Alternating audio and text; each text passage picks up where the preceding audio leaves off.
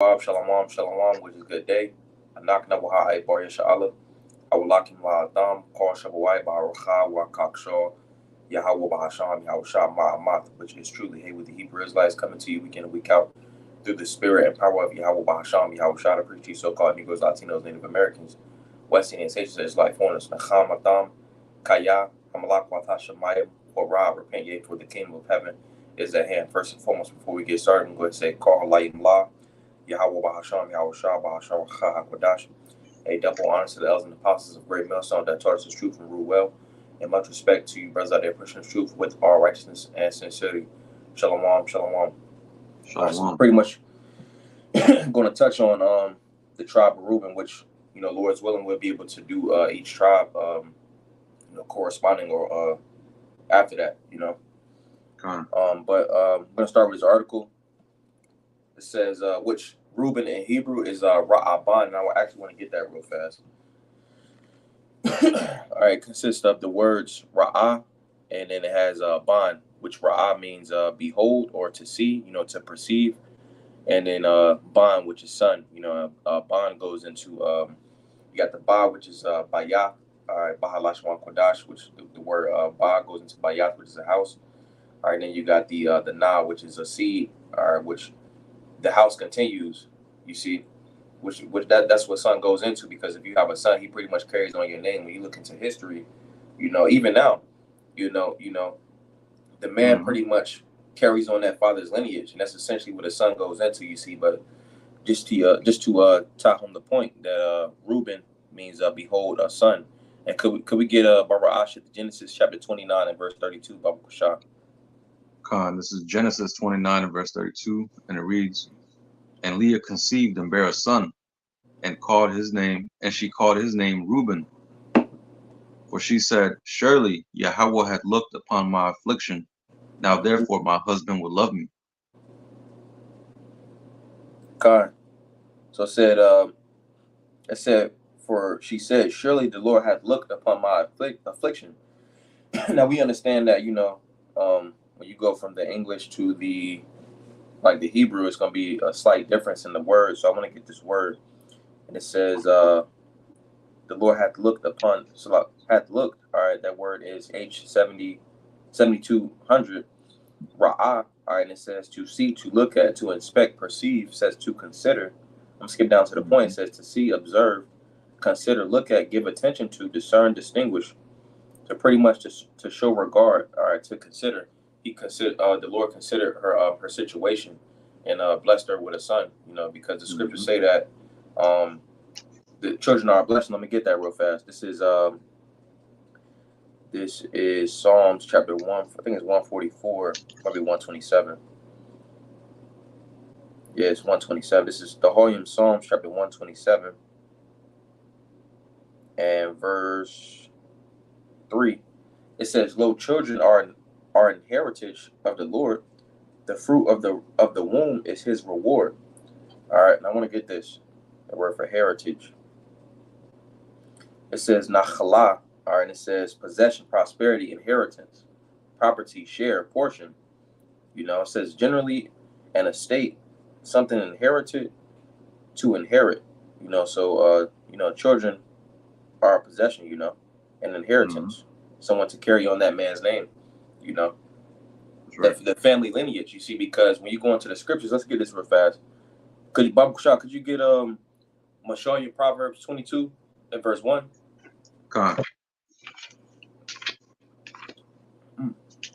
This is the book of Proverbs, chapter 22 and verse 1, and it reads, A good name is rather to be chosen than great riches, and favor rather than silver and gold. Right. So that son, generally you want a son, to carry on your name.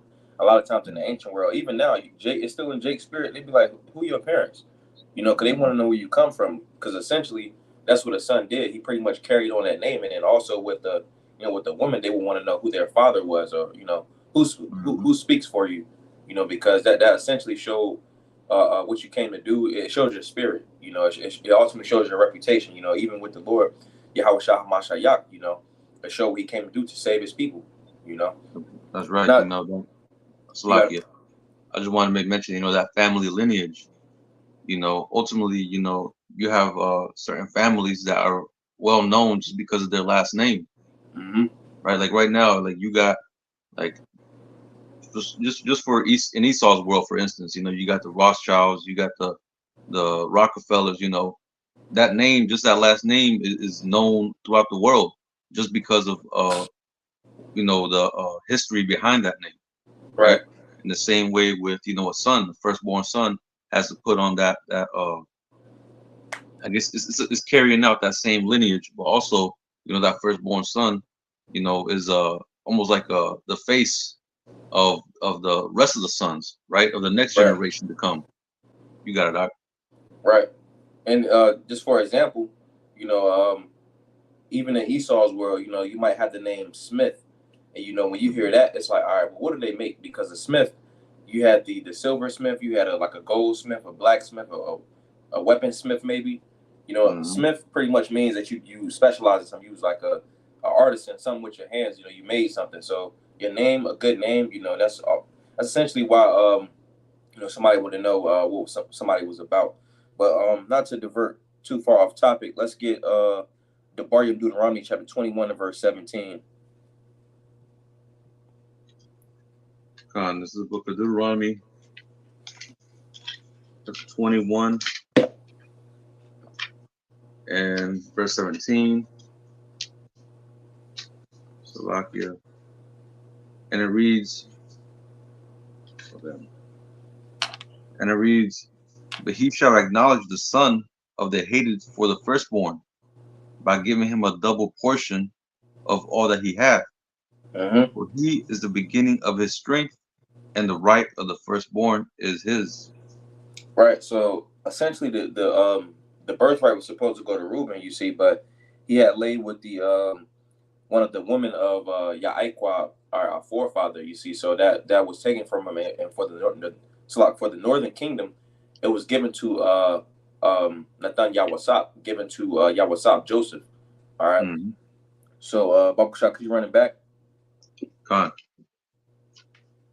This is Deuteronomy 21 and 17. It says, but he shall be acknowledged of the son of the hated for the firstborn by giving him a double portion of all that he hath.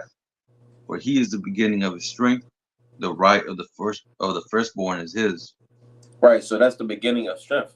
And that also corresponds with Reuben's blessing as well. But we understand that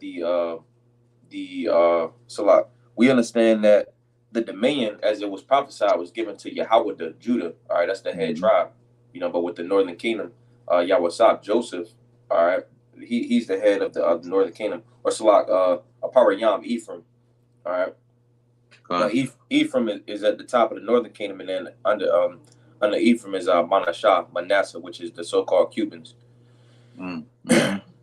All right. From there, I got Achad Devarim Hayamayim, also First Chronicles chapter 5, and let's get verse 1. And it reads, it says, now the sons of RaAhwBan, the firstborn of Yasha'Allah, for he was the firstborn, but for as much as he defiled his father's bed, his birthright was given unto the sons of Yawasab, the sons of Yasha'Allah, and the genealogy is not to be reckoned after the birthright. So let me get this word for genealogy.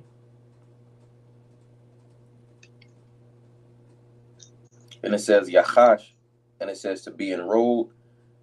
It says pedigree, enroll oneself. So pretty much, if I'm not mistaken, it's going into who was actually born first, because Reuben was born first, but being that pretty much going back to the point, Proverbs 22 and 1, he didn't he slipped up, and he caused himself to get himself taken away from that birthright position. That's right. You want But me to get that account?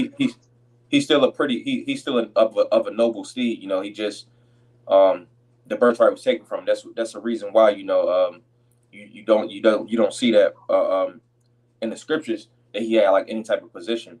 He still had captains and stuff like that, but not as the other tribes. Con. You want me to get that account? Yeah, let's get that. Yeah, Con, this is the book of Genesis, chapter 35, and verse 22, and it says, "And it came to pass when Israel dwelt in the land, that Reuben went and lay with Bilhah, his father's concubine, and Israel heard it." That's pretty much it.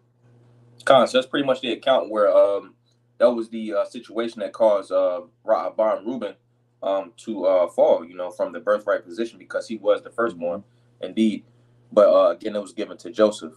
All right, so from there, I'm gonna get Exodus Shamwath chapter 28 and verse 7. Well, no, actually, you get RaAhwBan Genesis chapter 49 and verse 3. I'll get Exodus. Yeah, after that, we'll go into the article a little bit and then get the other precepts that I got, and that'll be it. Let me go ahead and get that Genesis. Yeah. Genesis chapter 49. When we start at the top or read to the point? Yeah, verses 1 to 4. Oh, yeah, okay, verses 1 to 4. This is Genesis 49 and verse 1, and it reads, "And Jacob called unto his sons, and said, Gather yourselves together, that I may tell thee, so that I may tell you that which shall befall you in the last days." It says, verse 2, "Gather yourselves together, and hear, ye sons of Jacob, and hearken unto Israel your father. Reuben, thou art my firstborn, my might, and the beginning of my strength, the excellency of dignity, and the excellency of power." The excellency of dignity and the excellency of power, which that word dignity, Sly, you keep reading. Was that verse 3 or the end of verse 3? Yeah, that was the end of verse 3. Okay, so some of the words that went into that was kak, all right, which is a kakwa, all right, and that goes into substance and wealth. And you also had awan, which is substance and wealth, and then you had dignity. It's sha'ath, all right, in the Hebrew, all right, and sha'ath is dignity. It goes into exaltation and rank or character to be accepted. Because pretty much, Reuben, he's we were all pretty nomadic, you see, but Reuben can live anywhere, and then Reuben also has a rulership class mentality, you see, so he carries himself in a certain type manner. He carries himself very nobly, Right. And also going into the that dignity, all right, RaAhwBan Yash, all right, Reuben had, a rulership mentality, so he had a certain royalness about his spirit, all right, and that's why that's one of the reasons why, the Seminole Wars occurred. You see, because he wasn't going for it. He wasn't going to submit to Esau. That's why it was it was a small portion that had a pneumonial piece with Esau. You see, but then it was some that pretty much wasn't going for what Esau was saying. Or right. The whole tribe had pneumonial piece with Esau, but it was a couple of them that actually fled to like Oklahoma, if I'm not mistaken. You correct me if I'm wrong, bro. Yeah, no, you also had some that when you go, the history is deep with Reuben, because like going back to what you said, Reuben was very nomadic. They traveled here and there. That they pretty much scattered, like they spread pretty much everywhere. To be honest, they spread to Florida. Some was through the Gullah Wars. They ended up spreading down to Texas, all the way down to Mexico. There was some, like you said, went up to Oklahoma. Right. So pretty much Reuben was everywhere. But again, going back to your point, that excellency of dignity, Esau, not Esau, Reuben will not concede to defeat. Right. And also, they're one of the few tribes that actually they're probably the only tribe that didn't take on Christianity, Esau's religion or their custom. Kind of, if I could mention, when you go into Awan Wakak, all right, Bahalashwan Kodash, in the Holy Tongue, Awan and the word Kakwa go into strength and power, if I'm not mistaken. Actually, let me get that because I don't want to butcher it. That was Genesis chapter 49 and verses 3 and my might is Kakya, all right, and then strength is Awan, and dignity was Sha'ath, all right, and power was Ais, all right, and essentially that went into his wealth and his sustenance as well. And then Reuben also excels in physical strength and vigor, And I got this written Mhm. down. It says Seminoles, which that word Seminoles goes into cimarron in the Mhm. Spanish. All right, it means untamed or wild ones. It says often thriving societies. So they had thriving societies. So that's another Mhm. reason why Esau had a problem with him, because they actually called him Seminole or black Seminole freedmen. Because they could Mhm. walk around with guns and stuff like that. So they they was having problems down to like Florida. You see, because Judah would actually go to Reuben for succor, and Esau had a problem with that. Con. I'm gonna get a quick precept. This is Deuteronomy, Devarim, chapter 28 and verse 43, and it reads. It says, the stranger that is within thee shall get up above thee very high, and thou shalt come down very low. Which that word low goes into matah. All right, I'm gonna get that word, and it says H4295 matah, and it says downwards, below, under. It says very low. All right, and then it says beneath. All right, so pretty much I want to get that because during different time periods and during different time periods, the curses could be less on one tribe, and then some of the tribes could have it a little bit better, but they still under the Mhm. curses. You see, so I want to bring this out because during that time, Judah was being oppressed heavily, while Reuben had their own societies. So they still Right. had some, if you want to call it, they had their own thriving societies. And Mhm. that's a reason why Esau had pretty much enacted war against Reuben RaAhwBan. All right, Okay. and just from that, I'm gonna get this. Actually, let's finish Genesis 49:4, and then we get the Mhm. articles. Con. This is Genesis chapter 49 and verse 4. It says, unstable as water, thou shalt not excel, because thou wentest up to thy father's bed, then defilest thou it. He went up to my couch. Right. So it said unstable as water. All right. That word unstable goes into pachaz, and it says the root word hasharash dabar is also pachaz. All right, and it means to be frothy, like boiling water. You see, so Reuben got a temper, you know, Mhm. and then he's very determined, stubborn almost, if you will, you know. Mhm. That's the reason why they were also called Seminole, Cimarron, Mhm. untamed wild one. Let me get actually we can hold that. I'm gonna get the article now. All right, it says the title, the Gullah. It says rice slavery and the Sierra Leone American connection. It says Black Seminoles, Gullahs who escaped from slavery. The Black Seminoles are a small offshoot of the Gullah who escaped from the rice plantations in South Carolina and Georgia. You see, so some of them was going down to Reuben. So it says Mhm. they built their own settlements on the Florida frontier, fought a series of wars to preserve their freedom, and were scattered across North America. They have played a significant role in American history, but they have never received recognition they deserve. You see, so I even read something. It was something about in Virginia. You had like Reuben in Virginia.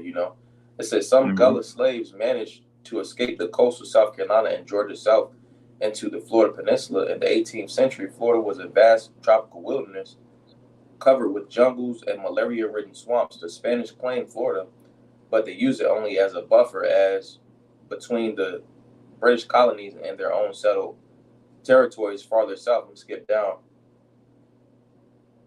It says the Gullahs were establishing their own free settlements in the Florida wilderness by as late as the late 1700s. They built separate villages of the thatched roof houses surrounded by the fields of corn and swamp rice.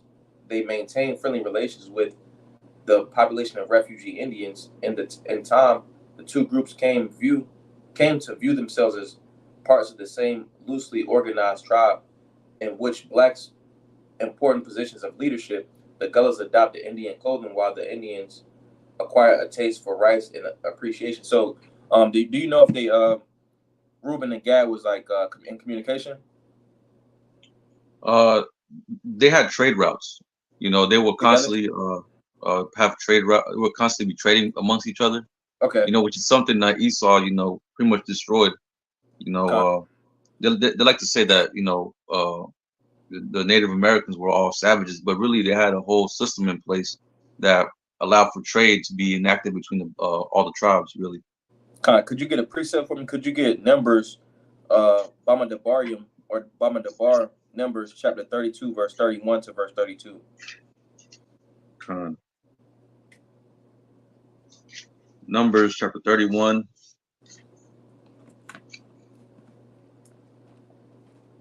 Says you said 32 to 41. Numbers 32, verses 31 to 32. Okay. This is Numbers 32 and 31. It reads, "And the children of Gad and the children of Reuben answered, saying, As Yahweh has said unto thy servants, so will we do. We will pass over armed before Yahweh into the land of Canaan, and the possession of our inheritance on this side Jordan may be ours." That was the end of verse 32. Yeah.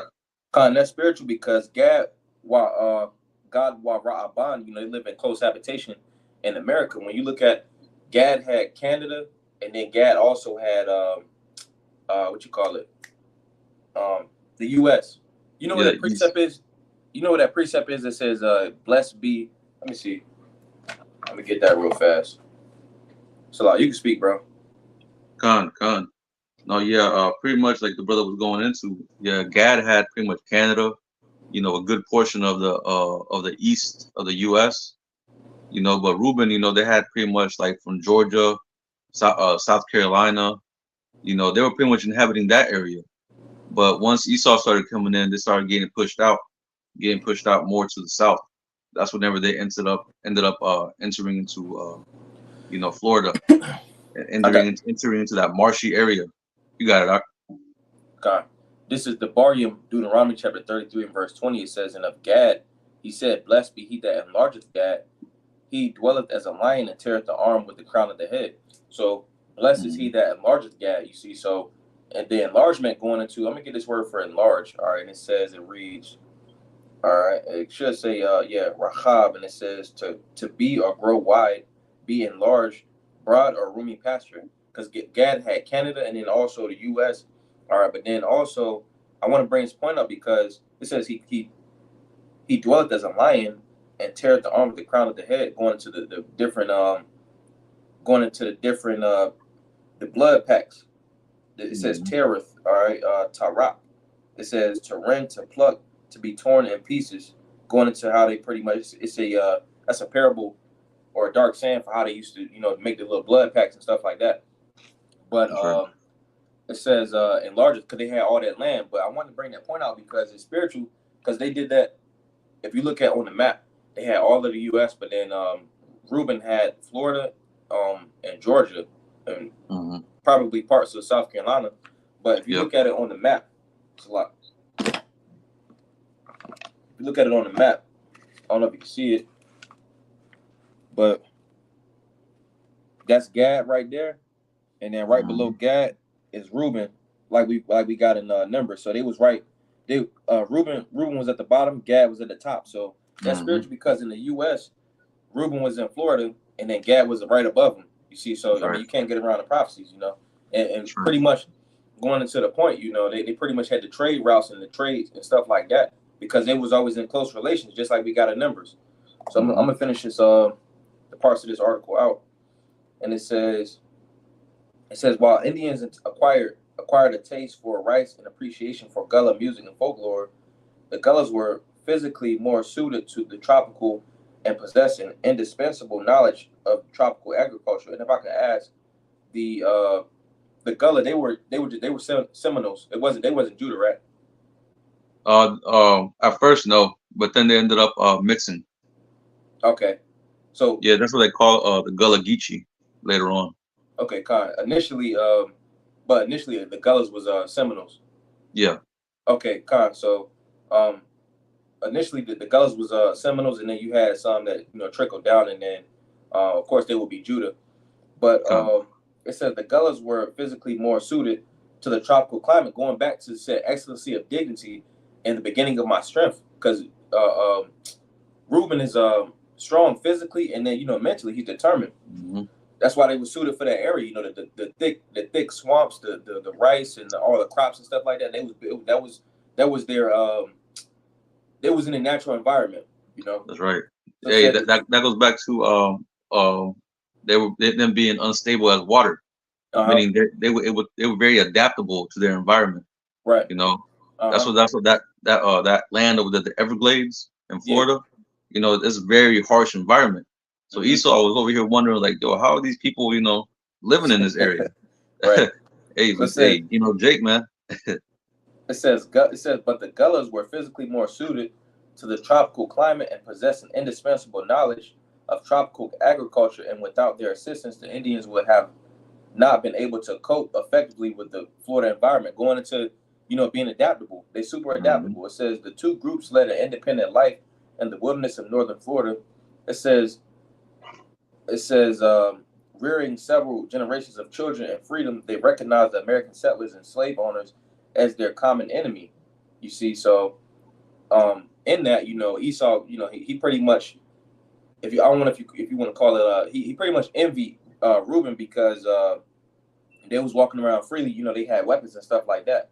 It says the Americans called the Florida Indians Seminoles, from the Spanish word cimarron, meaning wild or untamed, and they called the runaway Gullahs Seminole Negroes or Indian Negroes. So pretty much going into Judah, because how Judah was going to Reuben for succor, for help. All right, and I'm gonna skip down because it pretty much goes into the wars. Could you get Deuteronomy chapter 33 and verse 6, Baba Kashab? Come on. This is Deuteronomy chapter 33 and verse 6, and it reads, "Do ye thus require Yahweh, O foolish people and unwise? Is not he thy father that hath bought thee? Had he not made thee and established thee?" So Deuteronomy 33 and 6. Oh, so like it. Deuteronomy 33 and 6, it says, "Let Reuben live and not die, and let not his men be few." Right, because you had from the Seminole Wars, all right, pretty much it was like 200 or 300 or something in the hundreds that was left of Reuben. You see, so the Lord preserved them, and pretty much those was the ones that fought in those wars, that was left from the fights in those wars.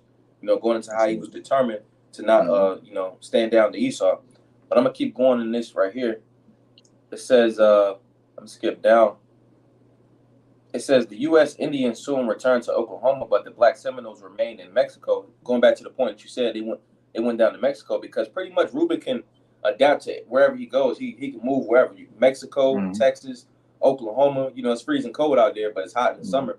Oklahoma. You had some that went to Virginia and wherever else. It says, hey, and if I may add to that point too, going back to that verse that you went into, let his men not be few.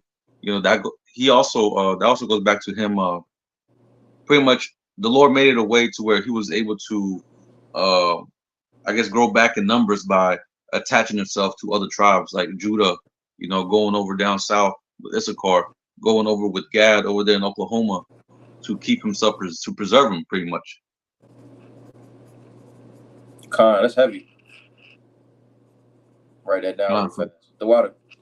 God, and the bar, because he, the Most High made it able for him not to, be completely eradicated, because Esau was pretty much relentless, continuing going at him, even though he was left few in number. The Most High made a way for him to be able to escape. And with spiritual too, right? Like Esau, I like to say, oh, they divide. Divide. He do that, divide and conquer. You see. And we know what he teaches in his school systems, to divide and conquer, essentially, or to divide, But it was always in our spirit to, click up back with the tribes, like even in like New York and stuff like that. It was never, I mean, it's still some division, so to speak, but we always click up. The Lord through prophecy, we always click up somehow, some way, Like you said, Reuben went down to Mexico. You had Reuben in Oklahoma. You had Gad and Issachar over in those areas as well. So spiritually, we always clicked up, showing you that we're the same people. Let's get that real fast, if I can. This is Ezekiel. This is Ezekiel chapter, what is it, 37? And I'm gonna get verse 11. Is it? The one that says one stick, right here. Oh, yeah. Ezekiel 37 and verse 16, and it says, Moreover, thou son of man, take thee one stick and write upon it for Yahweh, Kaya Yahweh, and for the children of Yasha'Allah, his companions. Then take another stick and write upon it Kaya Yawasap, for Joseph, the stick of Aparayam, and for all the house of Yasha'Allah, his companions, and join them one to another into one stick, and they shall become one in thine hand. Now that stick is Itazah, all right, which that goes into a tree, but a tree is very firm. It goes into wood as well. All right, it says La Itazah, and it says tree, wood, but when you go into that root word Itazah, it says to shut, it says to fasten, to make firm. It says to be hard, firm. So you got a lot of guys saying, "Hey, no, that's not true. The 12 tribes chart is not true." But how is that so? You know what I'm saying? Because like if you look at the map that we just looked at, and you look at how they was positioned, Gad and Reuben and all the other prophecies, it all makes sense, and we're all one people, and it makes sense that the Lord did that what He did with Reuben. You see, you know. Hey, and going back to that Genesis 49, Jacob said, gather yourselves together, that I may tell you that which shall befall you in the last days. And this is pretty much prophecy, that we're reading about being fulfilled. Right. Everything that has came to transpire amongst these tribes, especially since right now we're talking about, the tribe of Reuben, right? I'm gonna keep going, and then that'll be it. And I'm gonna get the next preceding tribe, and then Lord's will we're going to that tribe.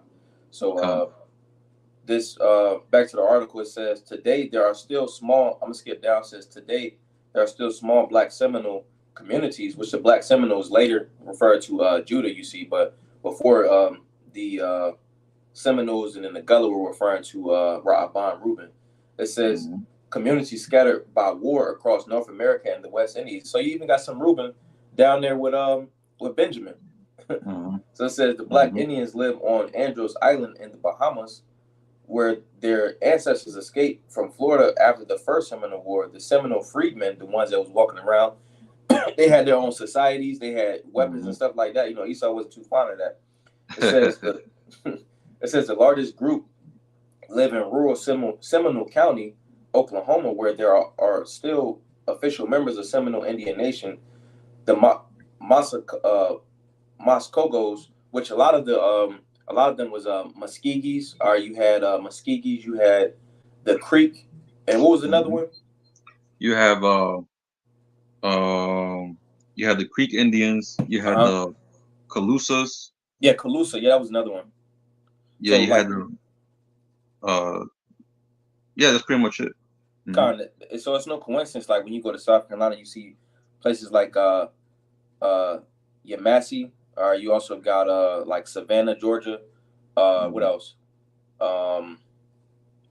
If you look at a lot of places on the coast and just Florida, Georgia, South Carolina, even North Carolina, a lot of those have traces of Bahalashwan Kodash, or it's like Halashwan Kodash, or the Holy Tongue. It's pretty much trickled down, and you could hear the phonetic sound in each of these languages and the different names of these cities because they come from Reuben and Gad. But continuing on, it says Seminole. It says dwell in the dusty desert of the state of Coahuila, northern Mexico, and finally the scouts in Brackettville, Texas, outside the walls of the old fort where their grandfathers served in the U.S. cavalry. These groups have lost almost all contact with one another, but they have all retained the memory of their ancestors' gallant fight for freedom in the Florida wilderness. In 1978, Hancock discovered the elders of the Texas Scouts will speak a dialect of Gullah 140 years after their ancestors were exiled from Florida, as much as 200 years ago, after their early ancestors escaped from the rice plantations in South Carolina, Georgia. In 1980, the writer found that the elderly people among Oklahoma Seminole freedmen also speak Gullah, while many younger people remember words and phrases once used by their grandparents. Both Oklahoma and Texas groups, though deeply conscious of their Florida heritage, were unaware of their connection with Gullah in South Carolina and Georgia. They did not know precisely where their slave ancestors had come from before fleeing into the Florida wilderness. Oklahoma Seminole freedmen still possess a rich traditional culture, coming both African and American Indian elements, which we know it's not African or American. It says Indian elements. They continue to eat rice as a characteristic part of their diet, sometimes applying a sauce of okra or spinach leaves like gullah and like the distant relatives in West Africa. Because some of the tribes are still in West Africa, from the Mm-hmm. diaspora, but a lot of that stuff, it says that they know that they come from those people, but the Lord put it into their spirit. Even though they was going off back then, the Lord put it in their spirit to know, hey, this is where you come from, Right. and essentially that's essentially the Lord leaving traces, due to Mm-hmm. prophecy, but we understand that the true traces is in the scriptures, the wisdom, knowledge, and understanding of the Mm-hmm. scriptures. Now after that, I'm gonna get this, the next tribe will get preceding Lord's will, out of Tazah. All right, and this is back to RaAhwBan, Genesis chapter 49 and verse 5. It says, Shemaiwan wa Loya, our brethren, instruments of cruelty are in their habitations. O my soul, come not into their secret, unto their assembly. Mine honor be not thou united. For in their anger they slew a man, and in their self will they dig down a wall. Cursed be their anger, for it was fierce, and their wrath, it was cruel. I would divide them in Ya'aiqab and scatter them in Yasha'ala. All right. And Shemaiwan and Loya are talking about the Dominicans, so-called Dominicans, and Mm-hmm. so-called Haitians. Their brethren, all right, instruments of cruelty are talking about that witchcraft. They do a lot of what is it called, Santeria, and all that other stuff, and then The what do you call voodoo. it, voodoo and stuff like that. And it Mm-hmm. says, I will divide them. I will divide them in Jacob. Salah. It says, mine honor be not thou united. And I want to get this word for united, and it should say Yachad or Yachad or Tachad, to join, to be united, because essentially when they team up, there's no telling what they'll be into, because they're both into Mm-hmm. that witchcraft. That's why when you go into that Hispaniola, all right, they're Mm-hmm. divided by like a mountain range, and they're pretty much divided, and Yeah, they don't even want anything to do with each other. So that's right. that'll be the next lesson, or Achar Bana, all right, the next edification, or Bana Achar, the next edification. Uh, And Lord's will, we can do that. You see. Did you have anything else, bro? uh, no, that was it. Well, one point I wanted to make was the Seminole Wars. Mm-hmm. Again, going back to the point that we were going into, how Reuben was very hard to conquer for Mm-hmm. Esau. Pretty much the second, I got just a little piece of the article that I pulled up. It says the Second Seminole War was one of the costliest in the U.S. Indian Wars, with military expenditures exceeding $20 million. So Man, $20 million back then, man, that was a lot of money. hell yeah. That's probably into the billions of dollars, man. You Mm-hmm. know, like all this money all this resources that Esau had to pull just for Reuben by himself. Right. Showing you, how the Most High had it to where Reuben would, not that stubbornness, going back to Cimarron, that stubbornness Mm-hmm. that Reuben had to where he would not be, forced or taken down, or, or be conquered, right? What's crazy is too, right? Esau like to paint it as though like it was just like whole time just oppressing everybody. Like, nah, it was more Hmm. skirmishes than what was really written about. We just hear about the Hmm. ones that Esau wants us to hear about, and the ones that what I'm saying, the stories that was able to get out. But it was way more rebellions and skirmishes than what we actually can see. That's right. That's right. But that was it, bro. That was it. That was it. Well, Adawan Tazaz Abanaya Lord's will, that was a beautiful edification through the spirit. Well, Adawan Tazaz Adam Yash, you want to Wab, a Lord's will, you all have a good day. We can go ahead and close it out by saying, Call light and law. Yahweh Basham, Yahweh Shah Basham, Chaha Wadash. A double honor to the elders and apostles of great millstone that taught us truth and rule well. And much respect to you, bros, that are pushing this truth with all righteousness and sincerity. Shalom, shalom, how you want to Wab, which is good day. Wow, Yahweh Mahar, Abba Chayarim, a Godspeed to the elect. Shalom, shalom. Shalom.